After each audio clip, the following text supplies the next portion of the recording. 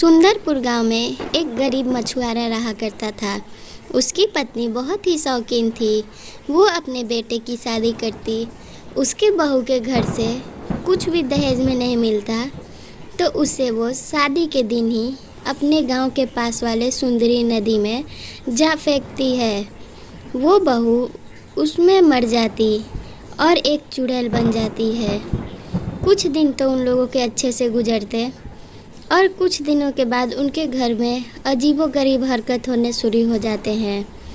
एक दिन रानू अपने घर के पास बैठी थी, तभी उसकी पड़ोसन आके कहती, अरे रानू बहन, आप ऐसे उदास क्यों बैठी हो? आप तो ऐसे बैठने वाली नहीं हो। आपके सैंडल कहाँ है? आप तो घर में भी सैंडल पहन के चलती। फिर वो दांत पीसते हुए कहती, तुम मेरे हंसी उड़ा रही हो व्यर्थ में। मैं तुम्हें नहीं छोड़ूंगी। तुम खुद को समझती क्या हो? प्रभा, मैं तुम्हारे जान ले लूँगी। तभी प्रभा कहती, नहीं नहीं बहन, मैं मजाक नहीं उड़ा रही हूँ। मैं तो बस तुम्हारे बात पूछ रही हूँ कि तुम ऐसे उदास क्यों बैठी हो। कोई दिक्कत है तो मुझे बताओ। वो कहती, मेरा मछुआरा पति नदी के पास मछली मारने गया है। एक तो निठल्ला, कोई काम धंधा करता नहीं, बाहर जाके मछली मारने में भी इतना टाइम लगा दिया। आज हमारे शादी की सालगिरह है और वो अभी तक घर नहीं लौटा। अब मेरा दिमाग ख़राब हो रहा है और गुस्सा आ रहा है मुझे।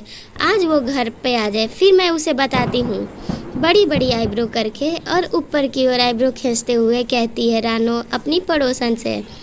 प्रभा उसकी बातें सुनती और मज़े लेती। उसके आस पड़ोस के लोगों को पता था कि रमा बहुत बड़ी बड़ी फेंकती है और बहुत ज़्यादा तारीफ़ सुनना चाहती है, इसलिए वो लोग सिर्फ उससे बात करते थे टाइम पास के लिए। अब इधर रमा परेशान हो रही थी। रात ढलने लगी थी और बिजली कड़कने लगी थी। उसका पति अभी तक घर नहीं आया। अंदर ही अंदर वो सोच रही थी कि ना जाने मेरा पति कब आएगा। वो मछुआरा ही सही, लेकिन कुछ तो लेके आता है। मछली बेचने जब वो शहर जाता तो मेरे लिए खाने को कुछ लाता है। प्रभा कहती, अरे बहन, क्या आप अपने पति का इंतज़ार कर रही हो या फिर अपने शहर से आने वाले वो शहरी खाने का?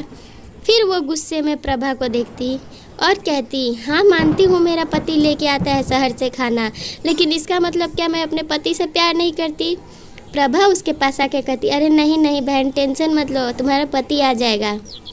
इधर सुबह हो जाती और अभी तक रमा का पति नहीं आता।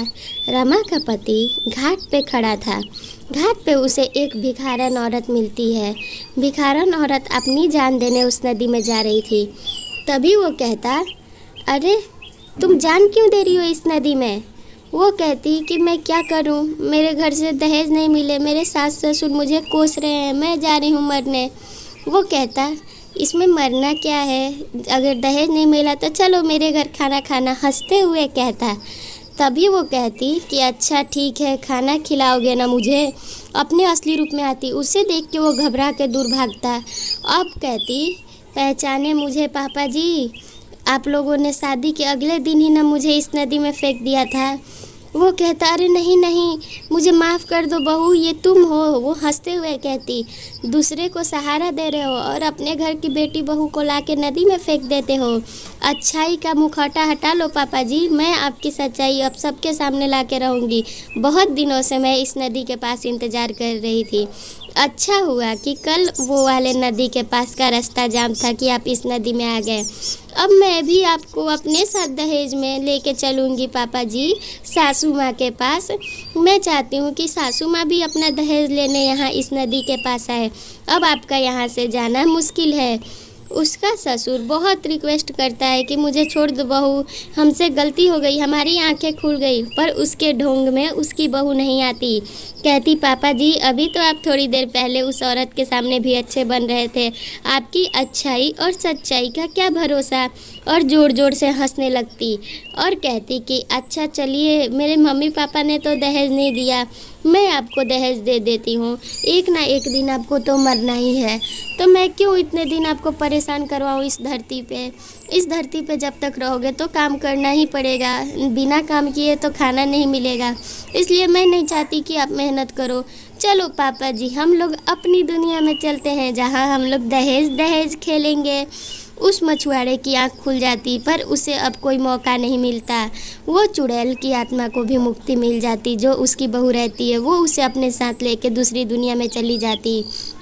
अब उस गांव के लोग उस नदी के पास से गुजरने में भी डरते थे।